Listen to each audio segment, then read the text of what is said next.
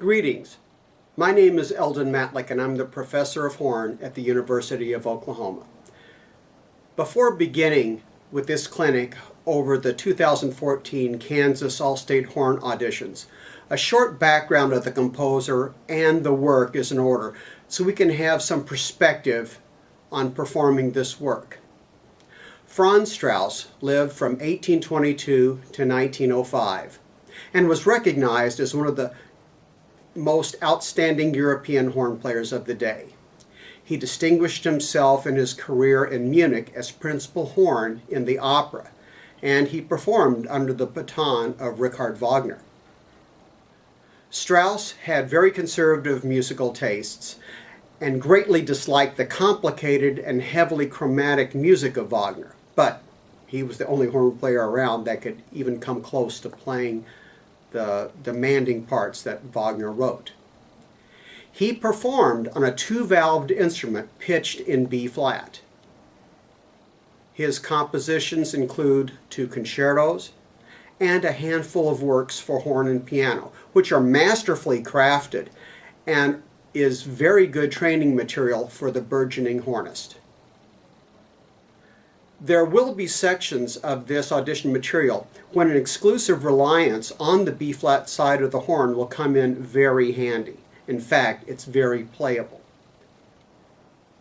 Let's discuss the particular audition excerpts in order to help you achieve a better understanding of the work and to help you in your successful preparation. For our discussion, I am numbering every measure for each excerpt so you can follow along. Excerpt 1 consists of 16 measures. Excerpt 2 consists of 26 measures, and Excerpt 3 consists of 25 measures. I would recommend that you measure these numbers for our discussion so you can easily follow along. So, let's get started. Let's go to excerpt number 1. Excerpt 1. First of all, don't play this opening too fast. It's not that difficult, and so your first inclination would be to motor through it.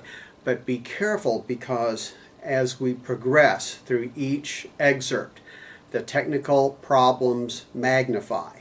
So if you get yourself too fast too soon, then you're going to be in deep trouble when you get to the third excerpt. Remember, it says allegro moderato, and moderato is the key. Give yourself some leeway. Now, look at the first excerpt and identify the features. There are a few things of which to be aware regarding the style of this piece. First of all, it is romantic music. It's emotionally charged, and it is in minor. So a lot of pathos, very moody. Another thing that you should notice, that you have large intervals, big sweeps. These are points of high drama. Call attention to these intervals by bringing them out. On the big sweeps, use more energy on the bottom note so you can bounce off it like a trampoline. Also, when you have shorter notes that are embedded between longer notes, bring those out just a little bit more so they don't sound softer. Make sure all the notes sound with the same presence.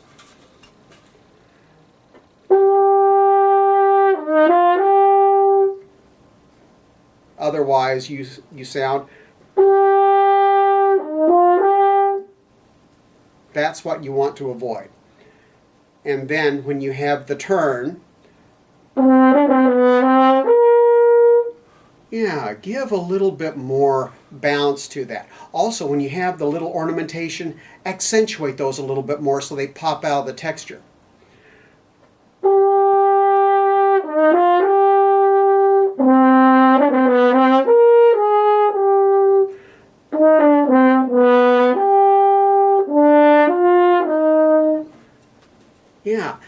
Notice the flare on the stress notes, the non-harmonic notes, the suspensions, the releases.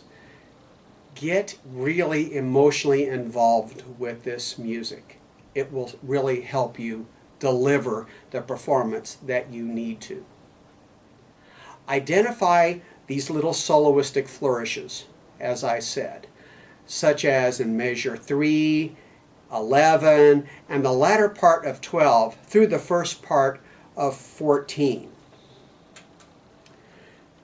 When you have the sextuplet passage in measure 11, it's really 2 triplets. So if you think of it as triplet, without right now the grace note,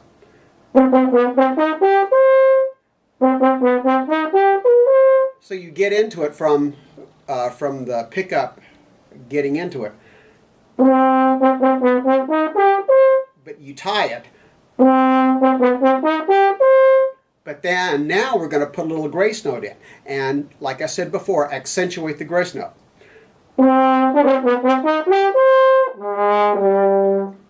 And notice my execution on those dotted notes. Those are not staccato. Think of that staccato with the slur line as legato, but more with a push. This is a classical mark that's found in a lot of string music, and that's the way it should be played. More legato with a slight push. Also, as I alluded to before, think of the mood of the music. If this music went with some sort of movie scene or story, what would be happening? Being in minor, it is a little unsettling, as there is some crisis or urgency. The flourishes add a little drama impact at the beginning and the end, and then you have intensity that leads up to the final climax at 14, then everything sort of ebbs away.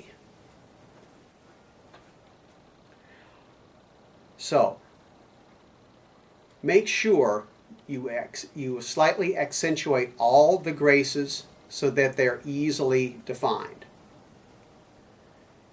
With the dynamics, you're basically left to your own devices. The only things that are written are crescendos, diminuendos, you have a sforzando, creating impact in measure 11 on beat 3. So don't play this too loudly, play it sort of moderate, give yourself somewhere to go. I think the opening of this is more mysterious, so you grab the listener's attention when you do this. I feel the high point of this rests at the G at 14. You've come out of a little flourish at the end of 10.